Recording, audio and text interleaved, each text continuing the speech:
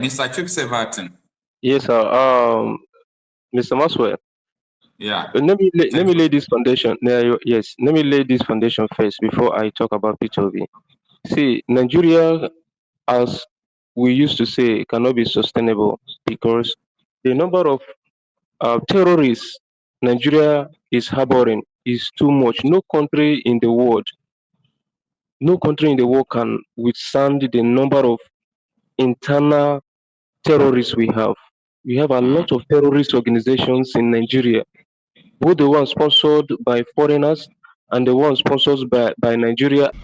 Today is the first day of August, being Friday, 2025. Good evening and thanks for joining me in this video. Nigerian soldier on leave arrested at Maiduguri bus terminal with 350 rounds of ammunition hidden in a sack. A Nigerian soldier, a Nigerian army official, he took leave that he's going to relax with his family, he's going to have time with his family. Now, I don't know where he got the ammunition. Probably it is the one they have been giving them to go and fight terrorists that they are keeping. He's now taking it to Boko Haram. Now, this will surprise people who don't know Nigeria, but all this kind of thing don't surprise us any longer because even last year, I published about 6 videos of the same thing, where security agents will be delivering weapons to the terrorists. And these are the ones they caught. What about the ones that they did not arrest, they did not intercept?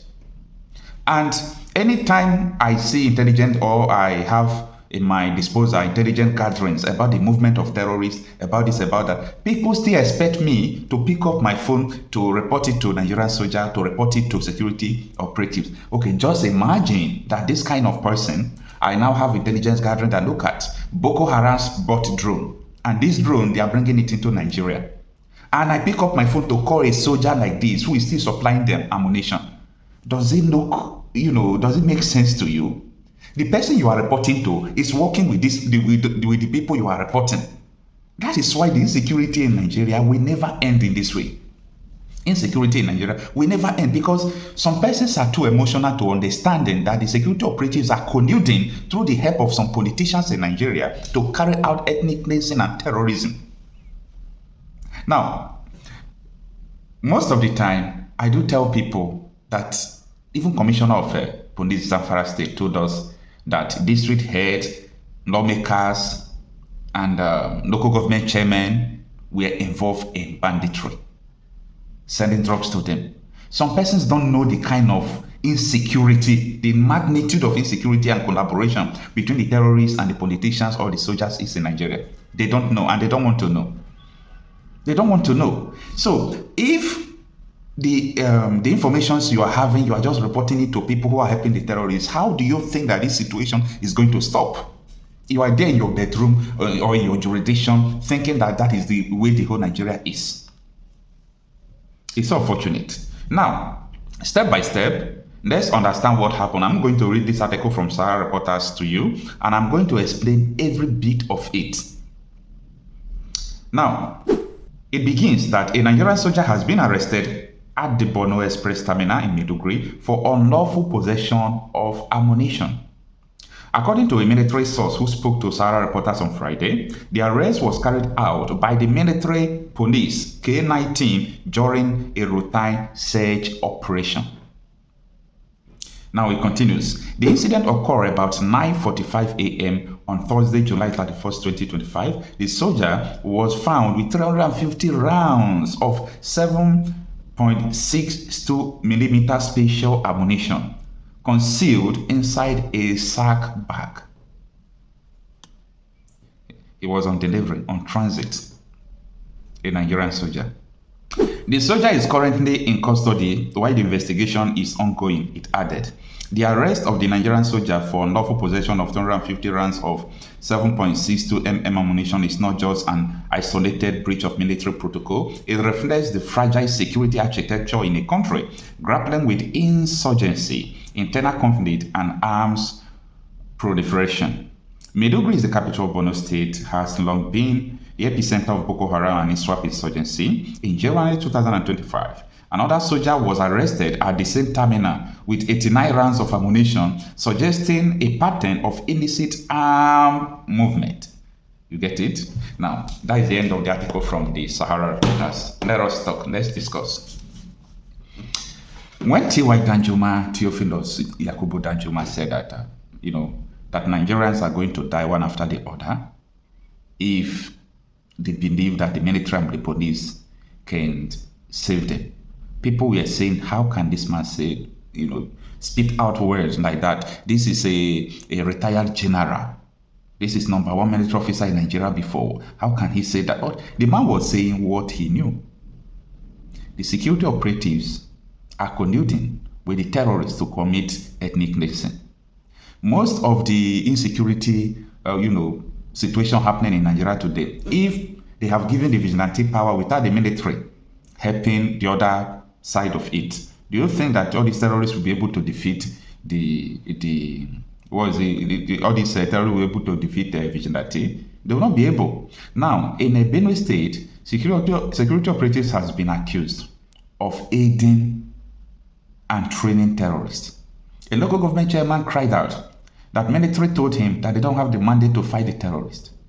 So many things just going on in this place, and that is why I don't blame people and I don't challenge anybody from any part of the country, from north to south, east to west, who said we are done with this country, who said we are tired of this country. From the north to Abuja to east to west, terrorists is ravaging everywhere. And people will still come out here to think that all is well. All is not well. The people who are supposed to be behind the bars are behind the bars. It's unfortunate. I was saying something yesterday. I said, even though now, from now to the next 100 years, are we still going to keep repeating these errors? God forbid. Because the more we shift from the ultimate solution, we are too emotional in Nigeria here. We are too emotional in the sense that every 4 years, who is going to be the next president? Who is going to save us? Who is going to do this? I am laughing because I know that the solution to all this calamity is not in the political regime change. Because there is no one person that will come to Aso Rock there that can change Nigeria. Nobody. I challenge anybody to come to this interview and tell me that this is the reason why a president can change Nigeria. Look at what is happening in Edo.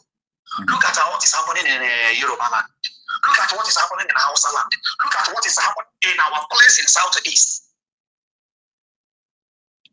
And each and every one of them do not care about the human lives which has been lost on a daily basis. All they think about is campaigning for next election, showing you that we do not matter to them. They are telling us categorically that we don't matter.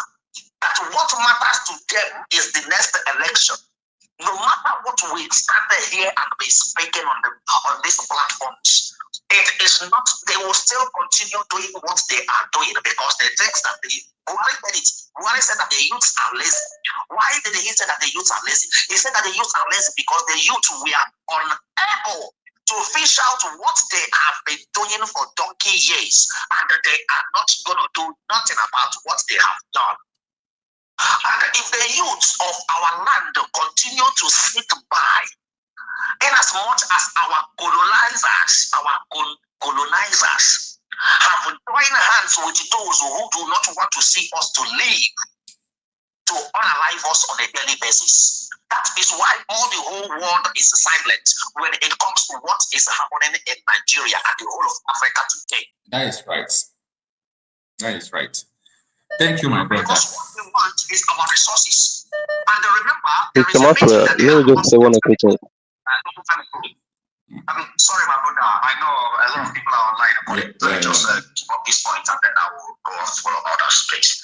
There was a meeting they made before after the independence. Okay. And they said that if there will be a way for them to create something that will honor all the people in the land for them to harvest our resources, that they will do it. Then, when they now find out that if they do such, everybody is going to know what is going on. And what did they do?